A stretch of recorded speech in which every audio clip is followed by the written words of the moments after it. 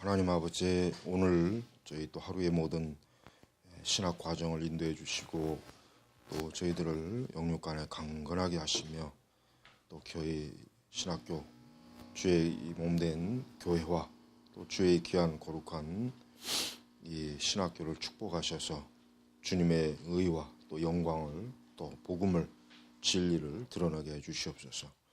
오늘 하루의 모든 일정을 주님께 의탁하오며 살아계신 예수님의 이름으로 기도 올렸습니다. 아멘.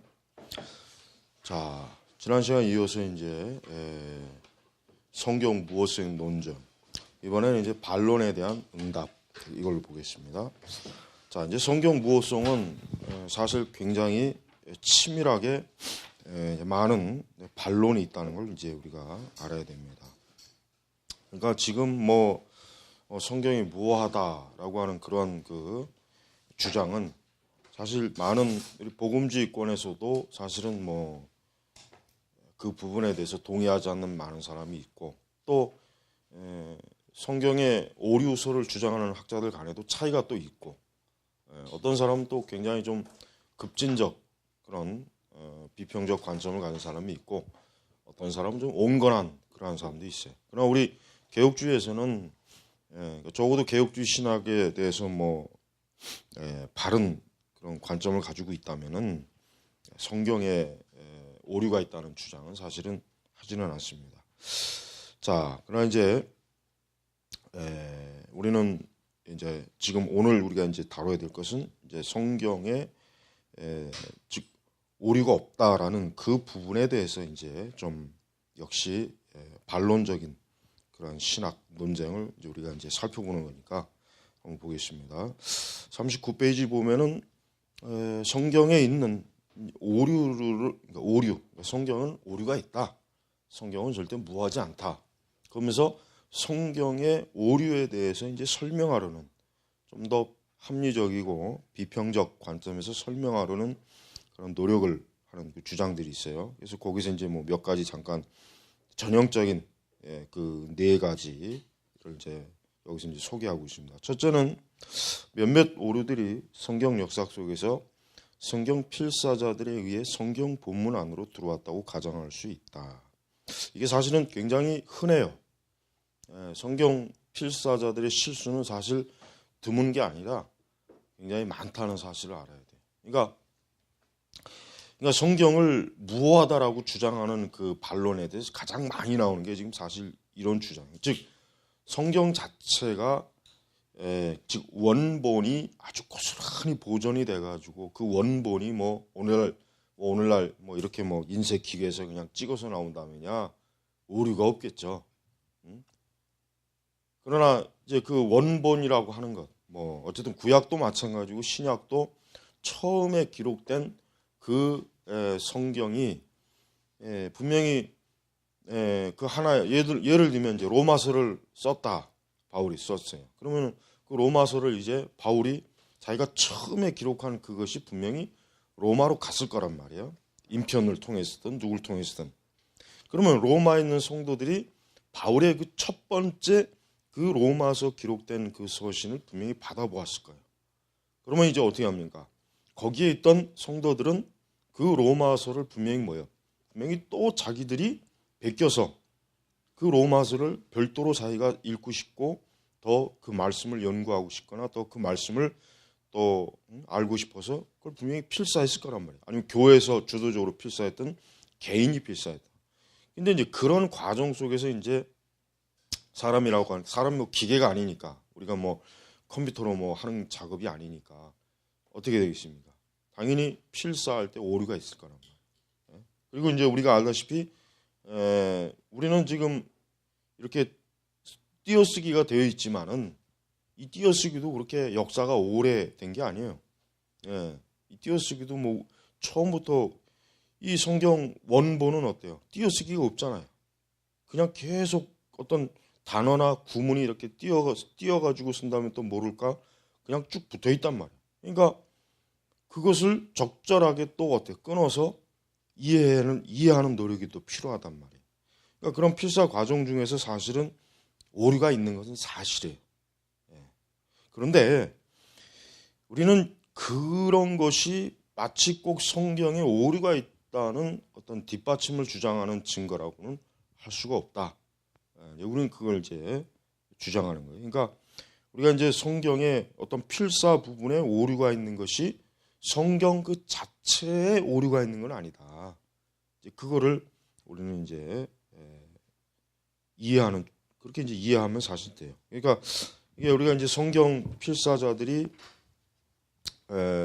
성경을 필사하는 과정, 그 다음에 그 성경 필사하는 과정이 사실 한 번으로 끝나는 것이 아니라, 예를 들면 어때요? 그 사본을 필사하는 과정이 이렇게 한 번씩 한 단계씩 넘어간다면 어떻게 됩니까? 그러면은 오류는 걷잡을 수 없죠. 예를 들면 만약에 어느 중간에 한 번 오류가 있었어요. 그럼 그 후대 사람은 이것이 오류인지 모르고 또 그 오류를 그대로 필사할 수가 있잖아요. 그러니까 그런 과정이 있기 때문에 이 성경 비평학자들, 성경 그 사본학자들은 어때요? 그 많은 사본을 비교, 대조, 분석해가지고 어떠한 것이 가장 적절한, 그러니까 어떠한 것이 정말 원문에 있는 그 형태의 단어냐라고 하는 것을 분명히 파악할 수 있단 말이에요. 그건 뭐 얼마든지 파악할 수 있는 거예요. 자, 두 번째는 이제 어떤 걸 얘기합니까? 우리는 성경의 언어가 종종 현상론적인 것임에 유의하여 성경에 있다고 주장하는 오류들을 설명할 수 있다. 이 얘기는 뭐 꼭 잠깐 뭐 이제 설명이 나오지만 여호수아, 분명히 그 여호수아서에 있는 그 아말렉 족속과의 전쟁, 그 전쟁 때 막 이제 해가 지니까, 그러니까 해가 지니까 어때요? 그 해를 중천에 머무르라고 이제 여호수아가 외쳤단 말이에요. 근데 이제 사실은 이제 엄밀하게 얘기하면은 해가 멈춘 게 아니라 사실은 뭐예요? 지구가 멈춘 거죠. 그러니까 이제 어떤 이런 부분들에 대해서 이제 사람들이 얘기하는 게 뭐냐면은 성경은 과학에 대해서 무지한, 그러니까 성경은 어떤 신앙이나 이런 부분에 대해서는 오류가 없겠지만 과학적인 면에서는 성경은 오류가 있다. 대표적으로 본문이 주장하는 하나의 형태란 말이에요. 근데 우리가 이제 이것은 하나의 사실은 자, 오늘 우리는 정말 과학의 시대에 살고 있어요. 그렇다고 해서 사람들이 과학의 시대라고 해가지고 어때요? 모든 걸 과학적 언어로 쓰지는 않잖아요. 우리가 대표적으로 문학에서 우리 시를 봐요. 시. 예를 들면 태양이 가령 태양을 묘사할 때 과학적으로 묘사하는 시인이 어디 있어요? 미친놈이지 그게. 그렇게 묘사하면 그게 더 미친놈이지. 태양을 어떻게 과학적으로 분석해가지고 시를 쓰는 그 정신병자가 어디냔 말이에요. 누구나 그 태양에 대해서 자기가 느끼고 자기가 어떤 감동을 받거나 태양을 보니까 보름달 빵이 생각난다, 피자가 생각난다, 태양을 보니까 어떤 뜨거운 정열이, 이런 식으로 시적으로 표현한단 말이에요. 그러니까 사실 여호수아 편에서는, 물론 여호수아 입장에서는 지구가 자전과 공전, 그 시대는 그러한 지식이 분명히 사실은 여호수아는 없었을 거예요. 그건 맞는 거예요. 그러나 누구나 다 지금도 어때요? 태양이 뜨고 진다, 이렇게 표현을 해야지 달이 움직였다가, 그러니까 지구가 움직인다, 이런 식으로 표현하는 사람은 오히려 더 이상한 사람은 안 보겠어요? 우리가 일상적으로 그런 사람을 보면 오히려 더 그 사람이 이상하게 보이지, 태양이 뜨고 진다라고 표현하는 사람이 이상하게 보인다. 그러니까 우리가 이 현상학적인 문제, 즉 사실 성경에는 이런 표현들, 그러한 어떤 의미가 있지만은 그것이 과연 그러면 성경에 오류가 있다라고 할 수 있는 증거가 되느냐? 사실 거기는 어려운 문제. 그거는 사실 그렇지 않아요. 세 번째는 이제 세 번째가 좀 우리가 살펴보면은 당대의 문화의 표준으로 고려하던 것을 설명할 수 있다. 그러니까 성경시대 사람들. 그러니까 이 복음서 저자들이나 이 사람들은 우리 시대 사람들이 아니죠. 이 사람들은 그 시대, 예수님 시대의 사람들이에요. 그러니까 예수님 시대의 그 사람들의 용법, 용어, 관용어, 그런 어떤 예수님 시대 기준을 가지고 분명히 어때요? 기준을 가지고 사람들이 그 성경에도 단어를 쓸 거란 말이에요. 그러니까 이런 어떤 예수님 시대의 그 문화적, 그러니까 그 시대에 한정된 경험, 그 시대에 고정된 틀에서 사실은 성경이 기록되어 있기 때문에 성경이 과연 오류가 없다는 게 말이 되냐라고 주장할 수 있는 사실이 있어요. 어떻게 보면 합리적이죠. 예. 그러니까 성경이라고 하는 것은 물론 이제 성경 자체는 이제 굉장히 구약과 신약의 전 그 기간에 걸쳐서 기록되어 있지만, 그러나 이제 신약의 정경이 완성하고 난 뒤부터 지금까지 거의 2000년이라고 하는 시간이 지금 거의 지금 다 돼가는 시간이란 말이에요. 그렇다면은 성경 시대 사람들이 쓰는 그러한 그 고정된 그 틀에 갇혀 있는 성경의 그 내용이 과연 옳겠느냐? 그게 과연 성경이 모든 시대를 초월해서 그게 진리라고 하는 기준을 잡을 수 있겠느냐? 이런 또 문제가 사실은 생기는 거예요. 예를 들면 이제 우리가 구약에서도 특히 문제가 많죠. 예를 들면 구약의 율법에 보면 간음한 여자를 돌로 쳐 죽여라. 그건 그 시대의 율법. 사실 그 시대는 유대인들만 그랬던 게 아니에요. 그 시대는 이미 벌써 모세 율법이 나오기 이제 함무라비 법전에도 벌써 이미 간음이나 도적질이나 이런 거에 대해 이미 법률로 이미 다 세워놨단 말이에요. 그러니까 우리는 그 성경 시대의 그러한 것들이 과연 지금 표준이 될 수 있느냐. 그러니까 예를 들면 오늘날 우리가 뭐 간음한다고 해서 돌로 쳐 죽일 수 있겠느냐. 그런 문제가 생기겠죠. 그러니까 이런 문제들이 과연 성경의 무오류에 대해서 어떤 참 어떤 원인이 될 수 있는가 하는 그런 문제. 자, 마지막으로는 예전에 네 번째는 뭡니까? 우리는 차이를 보고 있는 자료들을 조화롭게 설명해주는 시나리오를 개발함으로써 주장되고 있는 오류들을 설명할 수 있다. 그러니까 특히 부활에 대해서 서로 이제 모순되는 기록이죠. 그 모순되는 기록이 뭐 지금 여기 책의 뒷부분에 지금 47페이지 보면은 이제 그런 형태의 모순되는 글이 47페이지 한번 봐요. 거기 보면은 이제 예수님께서 이제 그 70인 제자들을 파송하면서 보낸 그 명령이 마태복음, 마가복음, 누가복음 어때요? 서로 달라요. 다르잖아요. 여행을 위하여 배낭이나 두벌옷이나 신이나 지팡이를 가지지 말라. 그다음에 마가복음에는 지팡이 외에는 지팡이는 가져가도 되는 거예요. 그다음에 누가복음은 어때요? 여행을 아무것도 가져가지 말라. 그러니까 이런 복음서 안에 이런 기록의 차이를 가지고 사실은 사람들이 어때요? 굉장히 성경이 오류가 없다면 왜 복음서 기자들 간에 일치된 관점이 없냐? 언뜻 보기에는 굉장히 좀 모순인 것 같아요. 그죠? 언뜻 보기에는. 근데 우리가 지금 이 문제는 우선 지금 여기서도 나오지만은 우리는 성경만 그런 게 아니에요. 우리는 여러분 예를 들면 어떤 하나의 사건을 가지고 예를 들면 우리나라 경우도 봐요. 보수적인 신문과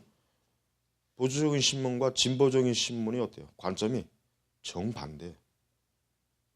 아니 왜 똑같은 사건을 두고 왜 보수적인 신문과 왜 진보적인 신문이 왜 서로 틀리냐 이게. 오늘날 같이 이렇게 진짜 뭐 하나 숨길 수 없는 세상인데 사진도 있고 촬영 영상도 있고.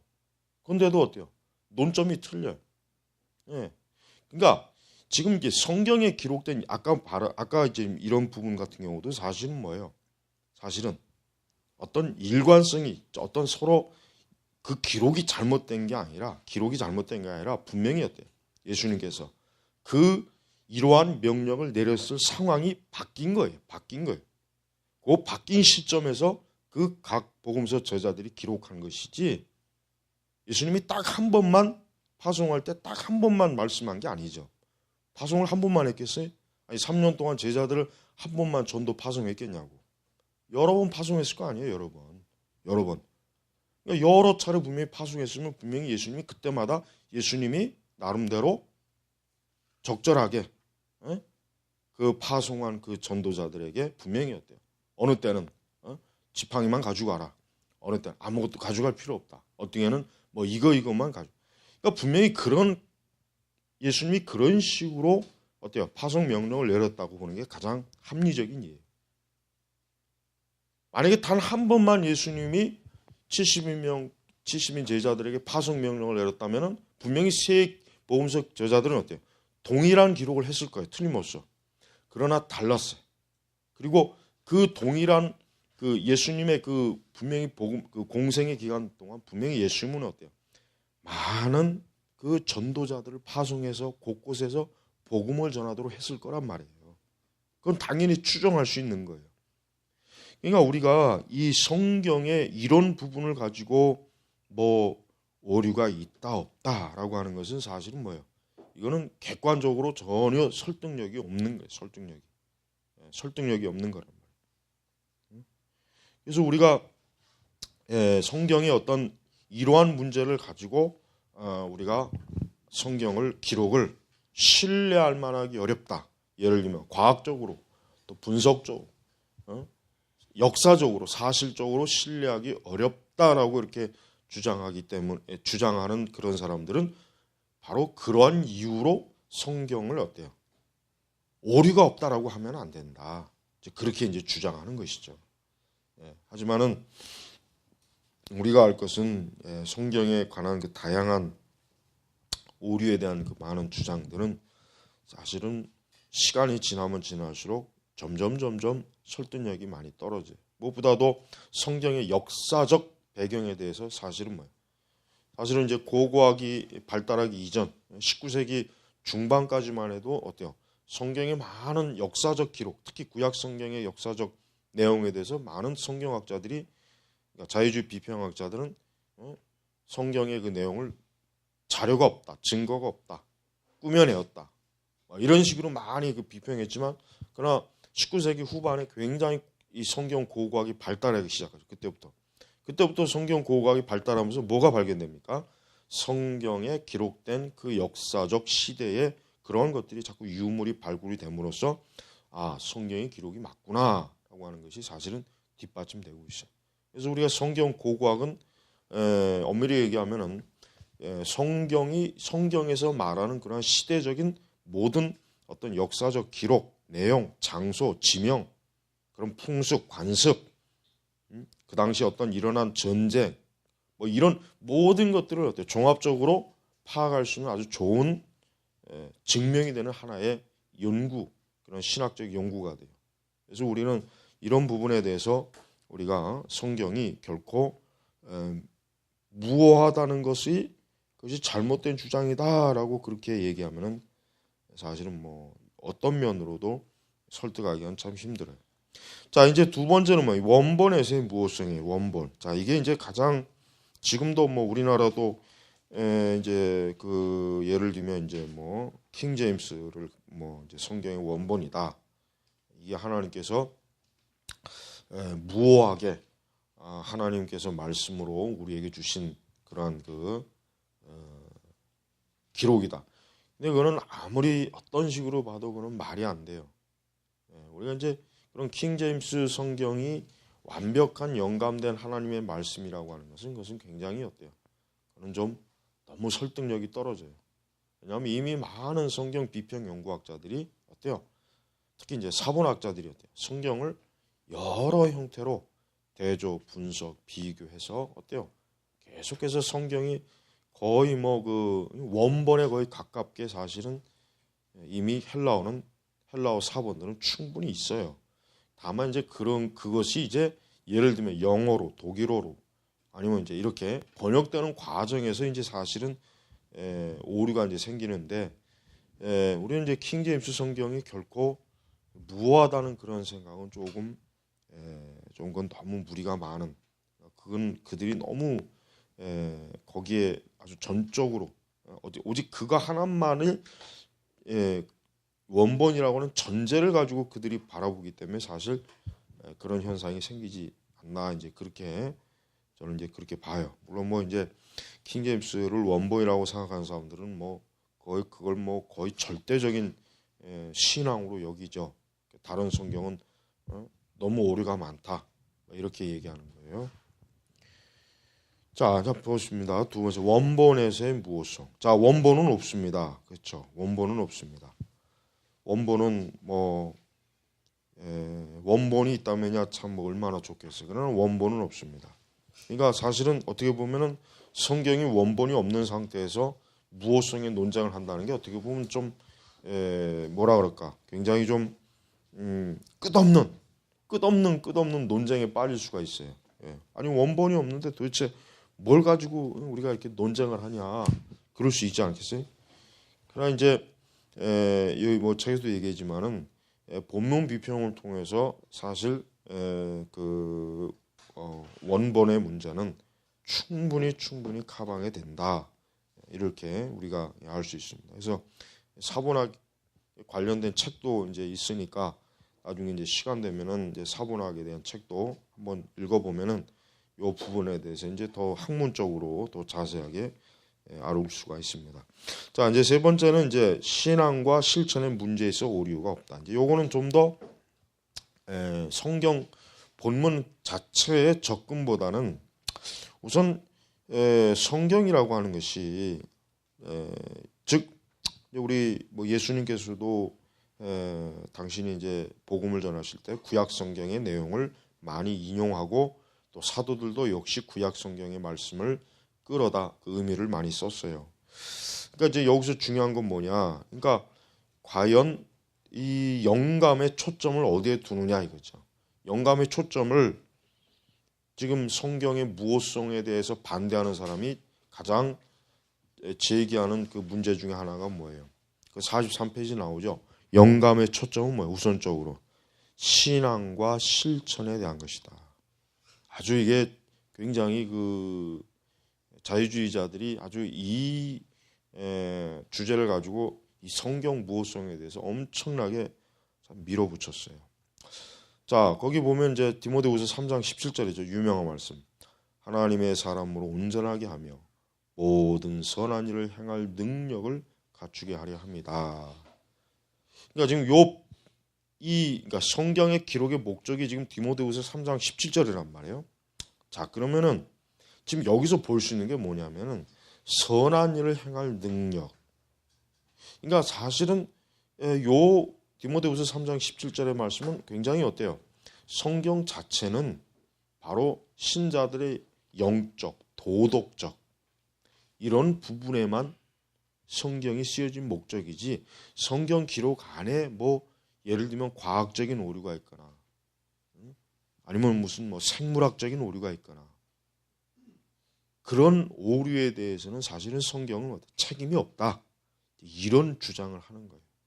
그러니까 우리가 뭐 이제 대표적으로 진화론에서 많이 다루는 거지만, 그러니까 처음에 그 창세기 2장, 1장, 2장 뭐 이런 그 부분을 보면은 이제 6일 동안의 하나님의 창조 순서도 그렇지만은 하나님께서 이 생물을 창조하는 것, 짐승을 이런 그런 부분에 있어서 과연 그것이 지금 오늘날 계통적으로 어떻게 내려오느냐 그런 부분에 대해서 굉장히 논쟁이 많잖아요. 그다음에 또 뭐 이제 이것도 있죠. 뭐 가장 흔한 거 노아 방주에 과연 하나님이 창조한 모든 뭐랄까 그 생물이 다 들어갈 수 있겠느냐 물고기 빼놓고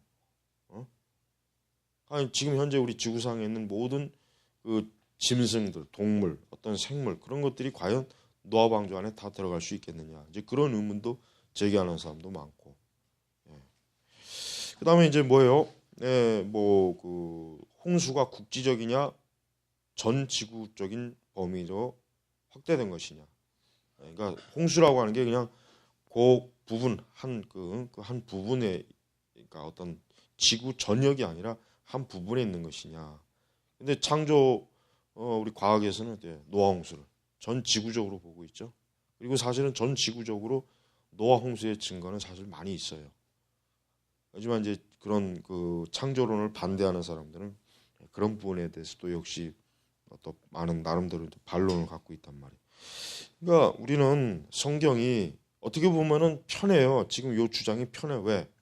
우리가 굳이 뭐 성경을 뭐 과학적으로 오류가 없다, 뭐 이런 식으로 얘기할 필요는 없지 않느냐. 그냥 역사적으로 좀 오류 있고 과학적으로 오류 있어도 우리가 예수님 믿는 데는 지장 없지 않느냐, 이런 주장을 하거든요. 그러니까 이런 주장을 많이 받아들였어요. 예전에 자유주의자들이 이런 교묘한 그 어떤 속임수에. 그러니까 성경의 그 기록에 대해서 그냥 한정된 그저 예수님 믿는 거, 신자가 그냥 회개하고 구원의 길로 온전히 들어오고 그저 죄에 대해서 잘 경고받고, 여기에 대해서만 옳은 거지, 어떤 성경에 나와 있는 역사, 그다음에 과학, 우주, 뭐 이런 하여튼 그 외 여러 분야에 대해서는 뭐 성경을 굳이 뭐 옳다라고 할 필요는 없다. 뭐 그거 그러다고 해서 성경을 안 믿는 건 아니지 않느냐. 이렇게 이제 교묘한 주장이 돼. 그렇지만은 우리는 이것이 정말 전형적으로 뱀의 속임수예요. 왜냐하면 결국은 사람들은 그래요. 사람들은 내가 알고 있는 과학 지식이나 역사 지식과 그릇된 그러한 성경의 내용이라면 그러면 나머지 복음의 내용도 과연 믿을 수가 있겠는가? 당연히 이렇게 생각하는 거란 말이에요. 그러니까 사람이 어떤 하나의 지점에 머무르는 게 아니죠. 인간의 그 호기심이나 탐구심은 하나에 머물러 갖고 거기에 정체되는 게 아니에요. 결국은 뭐예요? 우리가 창세기 1장, 2장, 3장을 부인하면은 어떻게 보면은 뭐 별로 치명적인 문제가 아닌 것 같지만, 그러나 창세기 1장, 2장, 3장을 부인하게 되면 나머지 모든 성경이 다 결국은 거짓말이 되는 거예요. 거짓말. 엄밀하게 얘기하면. 하나의 그저 좋은 종교적인 좋은 이야기는 될 수 있어도 진짜 우리를 인간을 죄와 사망에서 건지고 하나님의 그 아들 독생자에 대한 역사적 믿음, 부활에 대한 역사적 믿음, 이런 것들은 뭐예요? 싹 죽어버린다고. 시간이 가면 갈수록. 그래서 우리는 이런 부분에 대해서 성경이 단지 우리의 신앙에 대해서만 무하다라는 그러한 주장은 그건 거절해야 돼요. 신앙뿐만 아니라 성경은 모든 면에서 무하다. 이렇게 우리가 주장을 하고 믿어야지, 그냥 단지 신앙만에만 성경은 무할 뿐이다라고 하는 것은 그것은 성경을 부분적으로만 받아들이는 부분. 하나님은 진리의 하나님이시란 말이에요. 하나님은 진리의 하나님이시. 그러니까 그 진리의 하나님이라고 하는 게 뭐예요? 하나님은 모든 면에서 거짓말을 할 수 없는 분이에요. 모든 면에서. 만약에 하나님께서 예수님에 대해서는 진실을 말하는데 과학적 사실, 물리적 사실, 역사적 사실에 대해서는 진실이 아니면 그러면 그 하나님이 어떤 하나님이에요? 그건 진실하지 못한 위선의 하나님이 될 거 아니에요. 그러니까 성경은 모든 면에서 정확무오한 하나님의 말씀이라고, 이게 하나님의 속성, 하나님의 성품과 어울리는 것이지 복음의 이야기만 맞고 나머지는 틀려도 괜찮다. 이건 앞뒤가 안 맞는 거예요. 이건 자충수예요. 자충수. 그러니까 우리가 그런 아주 교묘한 속임수에 넘어가면 안 돼요. 마귀는 처음부터 한꺼번에 집어삼키는 놈이 아니라고. 마귀는 뭐예요? 작은 것부터 집어삼켜요. 작은 것부터 야곰야곰 집어삼키다가 결국은 큰 거를 집어삼키는 게 마귀의 전략이다. 그러니까 우리가 교리적이나 신학적인 것이나 무언가나 마찬가지예요. 조그만 오류를 허용을 하면 안 돼요. 그 조그만 오류는 결국 크게 돼버립니다. 우리가 이걸 조심을 해야지. 거기에 대해서 너무 많은 사람들이 많이 양보해요. 그런 불신앙과 그 세속적 가치관에 양보를 하니까, 그러니까 참 결국은 치명적인 그 늪에 빠져. 자, 둘째, 성경에 대한 이러한 신뢰 태도는 어떻게 하나님께서 성경을 영감하셨는가에 대한 하나님의 이론이 아니다. 하나님 단지 우리에게 영감에 대한 이론을 제공하지 있지 않으시다. 성경 우리에게 하나님께서 사람들을 영감시키셔서 자신의 말씀을 전달하도록 하셨다고 말하는 정도까지 나아간다. 그러니까 하나님께서는 결코 사람들이, 그러니까 성경을 기록하는 사람들이 실수하거나 잘못되게 하도록 하나님께서 과연 허용을 하셨겠느냐 하는 문제가 있어요. 그러니까 우리 하나님은 완전해요. 그러나 사람은 불완전하단 말이에요. 그러나 문제는 그럼 그 하나님께서 과연 사람이 성경에 기록을 할 때 처음 기록을 할 때 그럼 오류가 있도록 기록하신 것을 하나님이 그냥 묵인하셨겠는가? 과연 그러겠네. 과연 하나님이 그런 분이신가라고 하는 것도 우리에게 있어서는 아주 중요한 문제. 그러니까 하나님이 과연 어떠한 분이냐? 그래서 우리가 44장 위에 봐요. 성경에 대한 정직한 검토는 성경이 온전하게 영감되었지만 또한 온전하게 인간적이라는 결론에 이르게 한다. 그러니까 이 부분이 뭐예요? 인간적이라는 게 뭐예요? 인간은 실수하고 잘못될 수 있다 이거지. 그러니까 신적인 면에서는 안전하지만 인간적인 면에서는 불안전하니까 성경을 기록한 그 사람들의 인간적인 부족함이 그 제한과 실수가 성경에 나타날 수 있다. 이렇게 이제 주장을 하게 됐죠. 그러니까 사실은 성경 그 무오에 관한 그 토론의 논쟁을 보면 굉장히 그 치밀하게 공격해 들어와요. 아주 그 성경의 무오성에 대해서 인정하지 않는 이 신학자들은 아주 성경에 오류가 있다는 것을 굉장히 단계적으로 차근차근 하나하나 전개해 들어옵니다. 바로 지금 이런 것들이에요. 자, 이 44페이지 첫 번째 봐요. 그 세 가지로 이렇게 이제 나와 있죠. 이것은 이제 아까도 잠깐 얘기했지만 구약 성경은 히브리어로 돼 있어요. 그죠? 구약성이 히브리어로 돼 있단 말이에요. 근데 구약에서 이렇게 많은 표현들, 특히 여기서 뭐냐 예로 든 게 이제 저 욥기인데 욥기 이제 뭐 기둥들, 궁창의 물, 그다음에 또 뭐 녹을 부어 만드는 거울 같다 하니 하늘을 궁창 아래의 물과 궁창 위의 물, 하늘의 궁창에는 광명체들, 뭐 이런 것들, 이런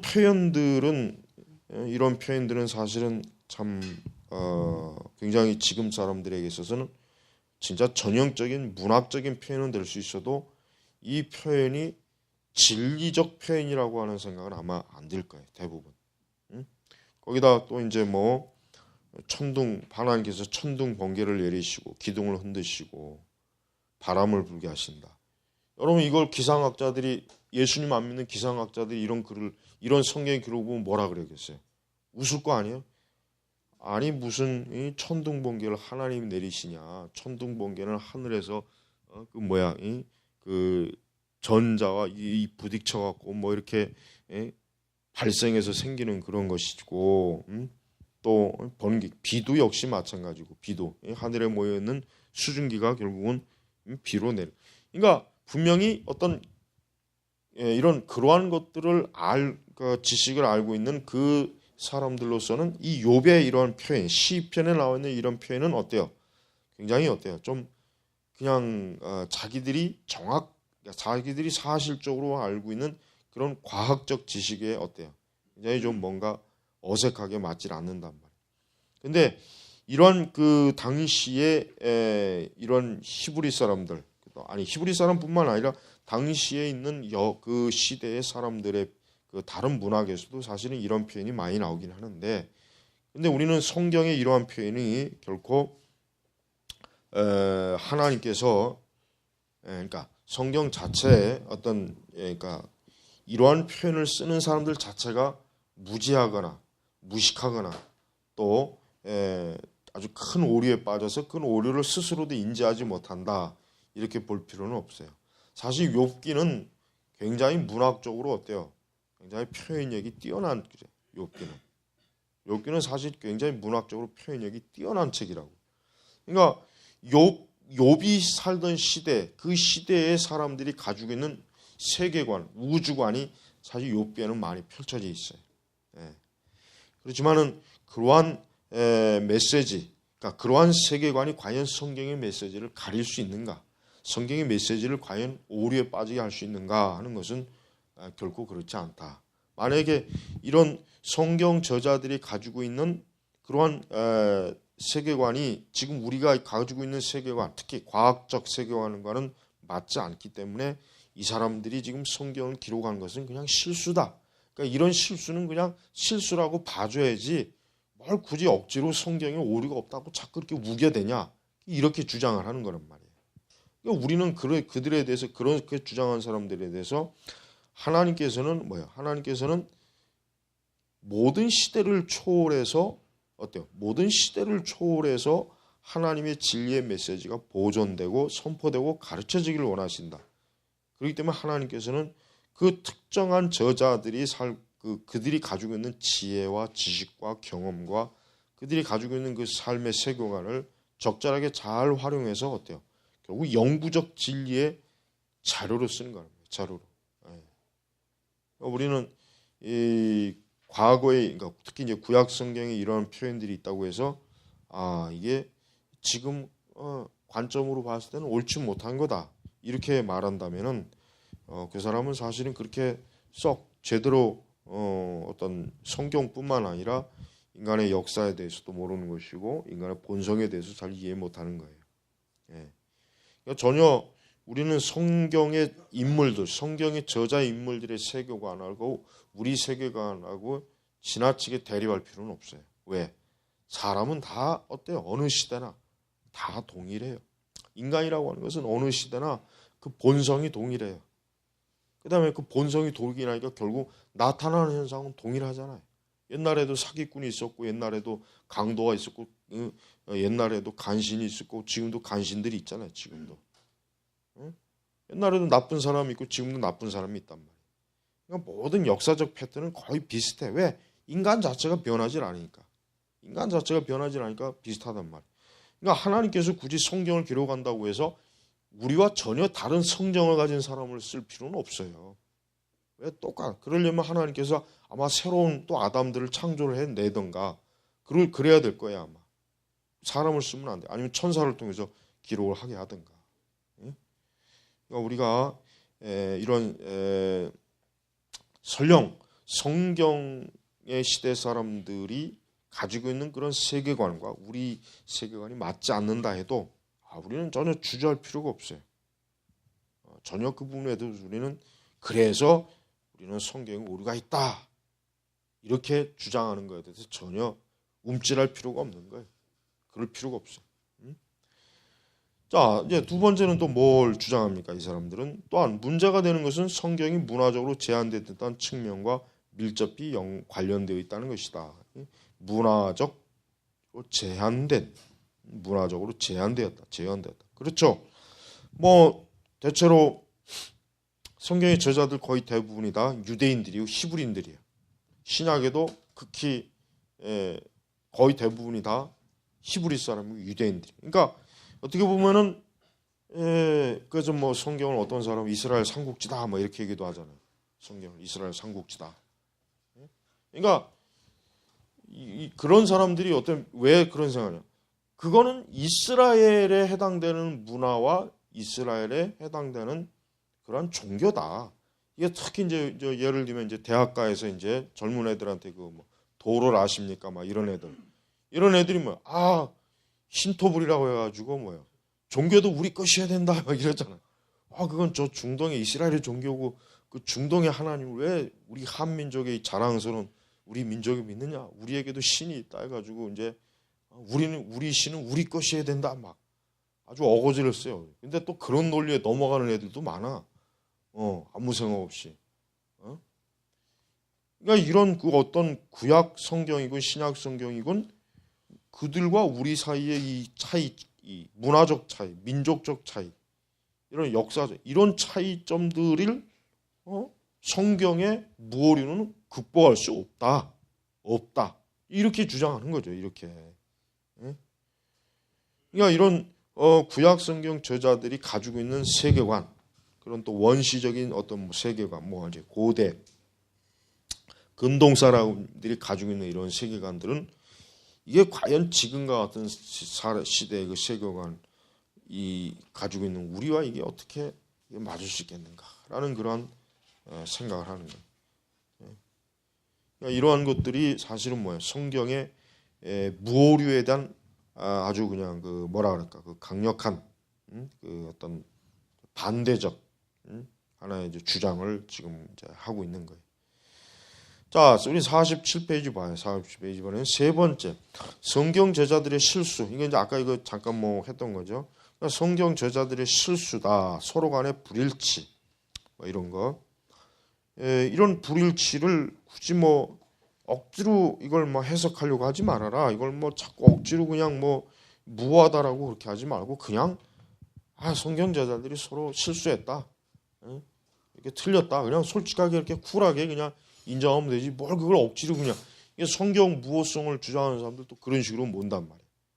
그냥 이렇게 서로 이렇게 드러난 걸 뻔한 거짓말 뭐 그렇게 자꾸 감싸려고 하냐. 하나님 말씀으로 그냥 틀린 건 틀린 거다 그렇게 얘기하고 그냥 맞는 것만 우리가 잘 믿으면 되지 않느냐, 이런 주장을 해요. 진짜 이게 자유주의자들이 그런 주장으로 얼마나 그 많은 그 영혼들을 참 이 성경의 이 말씀에서 참 이탈하게 했는지 몰라요.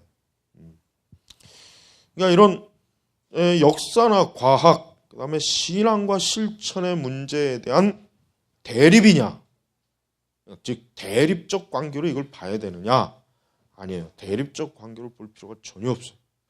사실은 우리는 이 성경이야말로 사실 인간이 우리 인류가 그동안 참 이루었던 모든 어떤 학문적 발전보다 훨씬 더 어때요? 원초적으로 앞선 거예요. 앞선 거. 시간적으로, 시대적으로. 오히려 성경의 기록이 훨씬 더 많은 사람들이 인간이 좀 무식하고 무지하고 원시적일 때 성경은 오히려 더 지혜롭고 현명하고 올바른 지식을 더 증거해 준다. 그러니까 우리는 절대 물러서지 말고 오히려 더 그런 것들을 확고하게 지지하는 그런 요인으로 삼으면 사실 별 문제가 없어요. 자, 그러면 이제 보십시오. 이거 이제 여기에 대해서 이제 또 이제 이런 몇 가지 이제 지지하는 논증해가지고 이제 세 가지 이제 나오죠.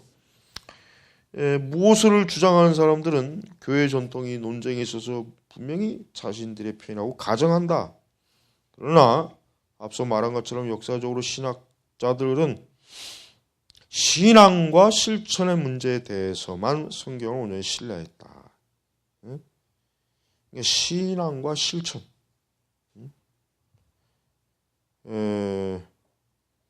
여기 지금 어거스틴이 뭐요?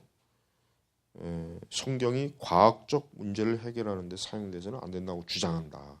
성경이 과학적 문제를 사실 뭐 우리가 뭐 성경을 통해서 과학을 가르치는 건 아니에요. 그렇죠? 성경을 통해서 과학을 가르친다는 건 참 어리석은 일인데, 그렇다고 해서 그러면은 성경은 과학적인 부분에 있어서 오류가 있냐라고 그렇게 인정하라 그러면 또 우리가 그럼 그걸 인정해야 되느냐라고 하면은 역시 그것도 아니겠죠. 그러니까 이런 뭐 지동설과 천동설. 근데 우리는 이 지동설과 천동설이라고 하는 것은 사실은 뭐 이거는 단순히 그저 종교적인 문제가 아니에요. 이 지동설과 천동설은 정치적 관계가 깊이 그 뒤에 사실은 숨어 있는 그런 것이지 단순히 이게 어떤 뭐라 그럴까, 이 어떤 과학적인 문제로만 우리가 이제 사실은 이제 16세기 이제 갈릴레오 시대에 많은 그 당시 과학자들은 이미 태양이 지구가 중심이 아니라는 건 이미 알고 있었어요. 그걸 공개적으로 드러낸 게 갈릴레오뿐이지 갈릴레오만 그걸 마치 혼자만 알았다는 식으로 오해하면 안 되겠죠. 그 당시에 이미 다 아마 사실은 뭐 고대 이미 그리스 철학 그 기원 이전에도 벌써 이미 그리스 시대의 일부 철학자들은 태양이 지구의 중심이 아니다라는 것을 이미 얘기를 했단 말이에요. 그러나 이 태양이라고 하는 것은 뭐예요? 태양이라고 하는 것은 하나의 권력이고 권세라고. 그러니까 태양이 중간에 있어야 돼. 설령 지구가 그러니까 아니지. 지구가 중간에 있어야 돼. 지구가 중간에 있는 게 그 당시 시대의 정치적 어떤 이해관계에 있어서 그 지배자들에게 유리한 그러한 과학 이론이에요. 그러니까 과학 이론 자체 때문에가 아니라 실제로 그 배후 뒤에 그 당시 정치적, 군사적, 종교적, 문화적으로 어때요? 지구가 중심에 있는 게 그 당시엔 좋았기 때문에 어때요? 교황청에서도 이 갈릴레오 주장을 사실은 그냥 부정한 거예요. 이미 교황청 소속 과학자들도 이미 알고 있었던 얘기. 그래서 이제 갈릴레오가 좀 이게 고지식한 거지. 순전히 이제 과학만 생각했을 뿐이지 그 뒤에는 이해관계를 생각하지 못하는 거예요. 그러나 역사는 어쨌든 갈릴레오가 참 억울하게 참 너무 시대를 일찍 태어나서 그냥 참 욕을 본다. 이런 쪽으로만 이제 너무 하는데 그러나 이제 그거는 세속 역사에서 판단하는 것이고 우리는 좀 더 그 부분을 그렇게 보면 안 돼요. 자, 그래서 우리 그러니까 우리 기독교 정통 교회가 이런 성경의 신앙과 실천의 문제에서만 우리 그냥 갖고 있자. 뭐 더 이상 다른 문제 갖고 논쟁하지 말자. 이렇게 하는 것은 성경 진리 자체를 무너뜨리는 걸 줄 알아야지. 그걸 지혜롭다 여기면 안 되겠죠. 두 번째 이제 변증과 복음 전도에서의 이점. 이게 아주 굉장히 교묘해요. 그러니까 쉽게 얘기하면 이게 뭐 얘기냐면 그냥 성경에 오류가 좀 있다라고 하면은 성경에 오류가 없다라고 믿던 애들이 괜히 또 성경에 오류가 있다는 걸 발견해갖고 신앙을 떠난 사람들이 많이 있다. 그러니까 처음부터 좀 약간씩 오류가 있다라고 그렇게 이 주장에 얘기해 놓으면 나중에 이제 이런 뭐 대학생들이 어디 가서 성경에 오류가 있다는 것을 듣고 괜히 충격받아서 신앙을 떠날 일은 없지 않느냐. 그러니까 좀 성경에 오류가 있다라고 그렇게 처음부터 그냥 솔직하게 얘기해라. 지금 두 번째 주장은 이제 그거예요. 변증과 복음 전도. 쉽게 얘기하면 지금은 그러니까 이 성경의 오류가 예를 들면 아까 이제 지금 일반 예를 들면 뭐 젊은 청년들이나 대학생들한테 성경에 오류가 있다는 것을 자유주의 관점으로 설명하면 어떻게 돼요? 얘들은 너무나 굉장히 충격을 받아요. 그동안 자기는 성경을 정말 하나님의 말씀을 알았는데 이제 보니까 이렇게 오류가 있었구나. 그래가지고 난 이제 교회 안 다녀. 난 이제 성경 안 읽어. 이런 사람들이 꽤 많이 있거든. 이런 사람이. 그러니까 여기서 뭐 그럴 필요가 뭐 있냐. 처음부터 그냥 성경에는 좀 약간 오류가 있지만 그러나 신앙에는 오류가 없으니까 충격받지 말고 잘 성경 가르치는 그런 신앙과 실천에 대해서 잘 믿으면 된다. 지금 그걸 주장해요. 그러나 과연 그게 지혜로운 것인가? 아니죠. 그건 아니란 말이에요. 우리는 성경이 처음부터 끝까지 옳은 하나님의 온전한 진실한 말씀이라고 믿어야 돼요. 성경에 대한 그 비평가들의 그런 그 성경이 오류가 있다라고 주장하는 그 사람들의 주장이 사실은 잘못되었다는 것을 적극적으로 우리가 가리키면 되는 것이지 성경에 오류가 있는데 그걸 왜 억지로 몰래 가려가지고 왜 순진한 사람들을 충격받게 하느냐 이런 식으로 이 논리는 아주 그건 나쁜 거예요. 나쁜 거. 그러니까 이 성경을 이렇게 오류가 있다라고 믿는 사람들은 수단과 방법을 가리지 않고 하여튼 성경의 오류를 인정해라. 이렇게 이제 사실은 주장을 합니다. 거기에 비해서 이제 성경의 무호성을 주장하는 이 정통 신앙에서는 그들이 말하는 성경의 오류라고 하는 것은 사실은 전혀 합리적이거나 이성적으로도 역시 옳지 않은 그런 것을 지금 얘기하고 있는 것입니다. 얘기할 수 있습니다. 세 번째는 이제 성경 우상주의. 이 성경 우상주의도 아주 교묘한 주장이에요. 성경에 보면 이제 하나님 제일 싫어한 게 뭐예요? 우상이죠. 우상 숭배하지 말아라. 옛날에 그 70년대인가 누구지 누가인지 독일의 어떤 신학자가 와가지고 떠날 때 뭐 한국 교회는 성경 우상으로 믿는다. 그 헛소리한 놈이 있어요. 그게 몰트만인지 누군지 모르겠네. 그 70년대 하여튼 누가 왔었어. 어떤 미친 놈이 독일에서 유명한 현대 신학자가 왔었는데 그 놈이 가면서 헛소리한 게 한국 교회는 성경 우상 숭배한다. 뭐 이딴 식으로 그냥 잘 처먹고 놀다가 거기 가서 또 그런 얘기를 하더라고. 그런 일이 있었는데 여러분 이걸 알아야 돼요. 우리는 성경이라고 하는 게 뭐예요? 성경이라고 하는 것은 하나님의 뜻과 하나님의 의지를 드러내는 문서의 문서. 그러니까 우리가 성경을 숭배한다고 그래 우리 성경 숭배한다. 차라리 이렇게 맞받아줘도 상관없어요. 왜? 하나님께서 하나님을 믿고 알 수 있도록 하게 유일하게 우리가 계시적으로 물론 자연 계시가 있지만 이 성경이 뭐야? 유일한 특별 계시란 말이에요.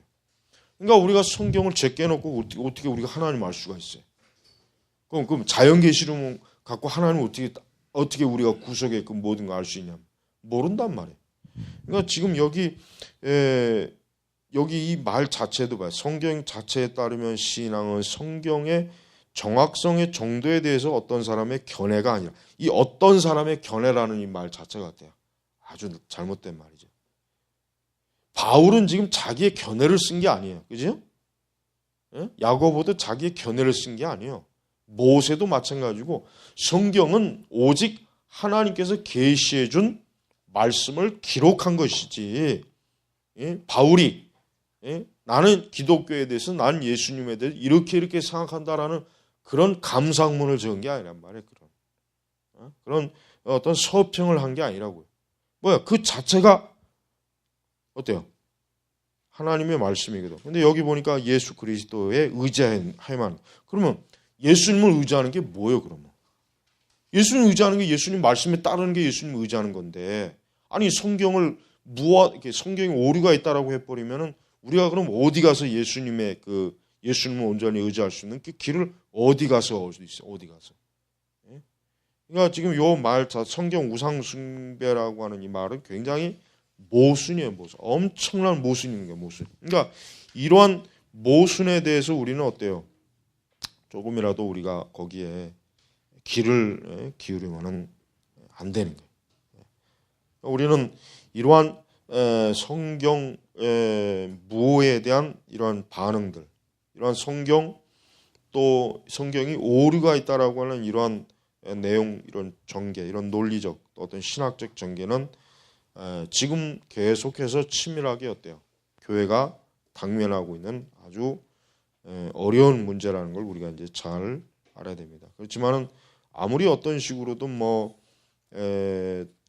성경에 오류가 있다라고 아무리 어떤 주장을 해도 결국은 다 무너져요. 다 무너져. 자, 이제 우리 50페이지 넘어갑니다. 자, 세 번째, 반론에 대한 응답. 인신론적 반론. 자, 무엇을 배우에 있는 가장 강력한 요인 가운데 하나는 만일 성경이 어떤 점에서 잘못할 수 있다는 사실을 인정하게 되면 어떤 점에서도 성경을 확신할 수 없다는 염려이다. 이 염려는 당연한 염려죠. 예를 들면 우리는 말 그대로 성경 전체가 우리는 오류가 없다라고 우리는 그렇게 믿어요. 근데 그 중에 만약에 단 하나만 오류가 있어도 어때요? 결국은 전체가 오류가 있는 거예요. 가장 쉬운 예로 아담이 실존 인물이 아니다 그러면 어때요? 그럼 예수님은 어때요? 예수님은 그냥 한순간에 그냥 훅 가는 거예요. 이게 지금 여기서 지금 염려라고 하는데 이건 염려가 아니에요. 이거는 당연히 합리적인 문제라고, 문제. 하나님이 세상을 창조한 게 아니다. 그럼 어떻게 돼요? 그러면 이 세상의 모든 것들이 과연 누구에 의해서 지금 움직이고 있는 거예요? 인간의 구원, 인간의 생명, 인간의 근원, 세계의 근원. 이게 우리가 지금 무엇을 배우에 있는 가장 강력한 요인 가운데 하나는 만일 성경이 어떤 점에 잘못할 수 있다는 인정하게 되면 어떤 점에서 성경을 확신할 수 없다는 염려다. 이건 당연한 거예요, 당연한 거. 이건 염려가 아니라 이거는 당연한 순서로 가는 거란 말이에요. 그러니까 우리가 성경의 어떤 하나의 부분이 오류가 있다라고 인정하면 안 되죠. 그거는 사실은 잘못된 것이기도 하지만 우리가 또 예를 들면 우리가 성경 이런 관점에 대해서 좀 어느 정도 좀 타협적인 관점으로 이렇게 나오는 것은 우리가 양보하는 거야. 양보. 거짓에 의해서. 그런 양보는 할 필요가 없다고. 양보는. 우리는 하여튼 하나님의 진리에 대해서는 일체 양보하면 안 돼. 양보. 하나님의 진리는 양보하는 게 아니에요. 하나님의 진리는 우리가 목숨을 걸고 그를 믿고 사수하고 지켜야 되는 것이지 적절한 타협을 해서 양보하면 안 돼. 대부분의 배도와 배교의 세력들의 특징이 뭡니까? 양보하는 거야. 양보. 우리가 이만큼 인정할 테니까 너희도 이만큼 인정해라. 그냥 그래서 우리가 어느 정도 합의점만 찾자. 카톨릭과 개신교의 이신칭의 문제도 어떻게 돼요? 이신칭의 문제도 똑같은 거예요. 똑같은 거. 우리는 절대 그 루터의 그 이신칭의, 즉 성경의 로마서에서 말한 이신칭의에서 한순간도 어때요? 한순간도 거기에 대해서 우리는 어때요? 포기하면 안 돼. 자, 계속합니다. 만일 우리가 성경에서 어떤 것은 참되고 어떤 것은 참되지 않는다는 사실인 것을 판단한다면 그것은 성경이 우리의 권위가 되는 것이 아니라 우리가 성경의 권위가 되는 것이다. 그러나 세 가지 사실에 이러한 반론에 대한 응답으로 제될 수 있다. 그러니까 성경의 권위라고 하는 말이 여기서 좀 나왔는데 우리는 이 성경의 권위가 지금은 완전히 무시되는 세상에서 살고 있어요. 절대 지금 교회는 성경의 권위를 존중하지 않아요. 성경의 권위를 존중한다면은 일어날 수 없는 일들이 참 많은데 그러한 성경을 무시하는 그러한 일들을 지금 공공연히 지금 교회에서 많이 하고 있죠. 수많은. 자, 첫째, 비록 이러한 반론이 타당하다 하더라도 그것이 성경에 무한지 그런지 않은지 확정해 주는 것은 아니다. 단지 인신농적으로 당혹스러운 상황에 처하게 하는 사실이라고 해서 그 사실을 거부할 수 있는 것은 아니므로 그러므로 성경이 무하지 않다면 자신의 신학에 대해서 발생하게 되는 인신론적인 난점에 근거해서 성경이 무효해야만 한다고 주장하는 것은 합당하다고 할 수 없다.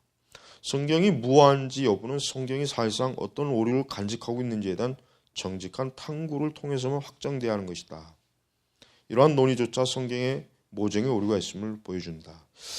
자, 이게 지금 계속해서 쉽게 얘기하면 이제 아까 여기 초반 서두에 나와 있는 것처럼 성경이 무효하지 않다라는 것을 마치 뭡니까? 억지로 고집을 부려서 그러니까 성경이 이제 성경이 무효하다는 것을 마치 억지로 고집을 부린다는 식으로 지금 여기서 얘기하고 있어요. 여기서 지금 이 첫 번째 이제서 우리는 지금 그냥 아무 생각 없이 그러니까 보수적 신앙이라고 하는 게 그저 아무 생각 없이 성경을 그냥 무조건 옳다 따지지도 말고 묻지도 말고 그냥 믿음으로 받아들이면 돼. 지금 우린 그걸 주장하는 게 아닌데 여기는 꼭 이제 그렇게 주장한다는 식으로 지금 은근히 지금 그런 식으로 지금 얘기하고 있어요. 그러니까 마치 우리가 그러니까 성경이 오류가 있다는 것을 인정하면 그동안 우리가 주장했던 모든 것들이 다 무너지고 그냥 모든 게 다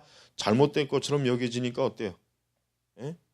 그러한 두려움, 그런 당혹스러움에 겁을 내지 말고 그냥 솔직하게 성경에 어떤 오류가 있다고 인정을 하게 되면은 그러면 오히려 그게 더 참 합리적이고 타당한 것이다. 마치 꼭 그런 식으로 지금 설득을 하고 있는 거예요. 설득을.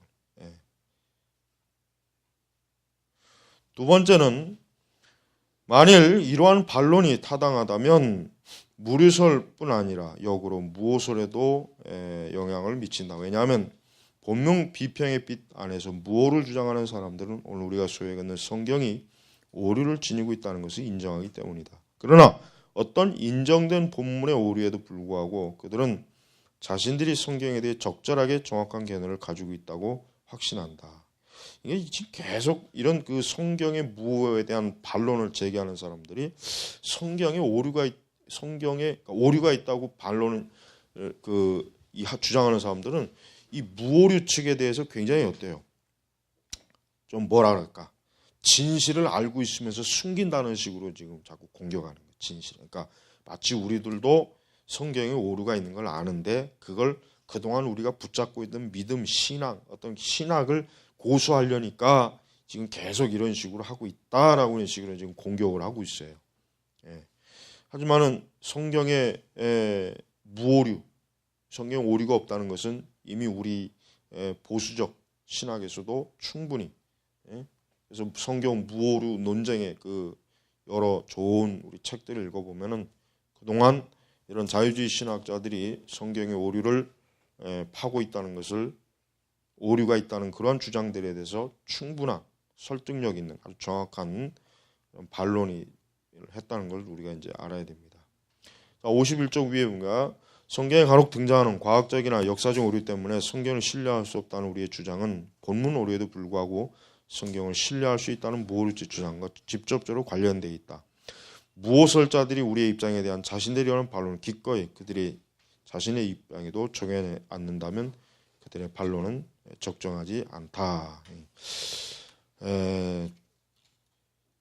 지금 뭐 우리는 성경에 오류가 있다는 것 자체가 우리 신학에 있어서는 우리는 그동안 역사적으로 오랜 동안 믿어왔고 받아들여왔던 신학이, 그러나 그 성경에 오류가 있다는 주장은 사실은 뭐예요? 사실은 언제부터 발생됐습니까? 근대 과학이 생겨나면서부터, 자연신학이 이제 서서히 고개를 들 때부터 발전한 거죠. 왜? 이전의 사람들은 어때요? 성경을 볼 때 그냥 단순히 신앙으로만 봤다. 그래서 성경에 오류가 있다는 걸 몰랐다. 이런 식으로 치부하는 거예요. 그러나 우리는 과학을 알고 있다. 그러니까 우리가 과학의 눈으로 성경을 보니까 오류가 있다. 바로 이러한 주장들이 서서히 발전한 게 지금 여기서 논쟁하는 것이란 말이에요. 우리가 이러한 부분에서 우리는 성경에 오류가 있다라고 하는 주장이 얼마나 잘못됐는지를 우리가 지금 이 양편의 주장을 지금 보고 있는 거예요. 그죠? 양편. 첫 번째는 성경에 오류가 없다. 두 번째는 성경에 오류가 있다. 그들의 반론을 지금 계속해서 보고 있는 건데, 여러분들이 이것을 이건 아주 기초 그 신학 논쟁이니까 이거를 잘 한번 살펴보겠습니다. 다음 시간에 이제 요거 뭐 끝마무리하고 그다음에 이제 바로 뭐로 들어가냐? 섭리 논쟁으로 들어가요. 섭리 논쟁 미리, 섭리 논쟁은 그냥 사실 그냥 한 번에 다 끝내도 될 것 같은데 섭리 논쟁을 한번 다 꺼내고.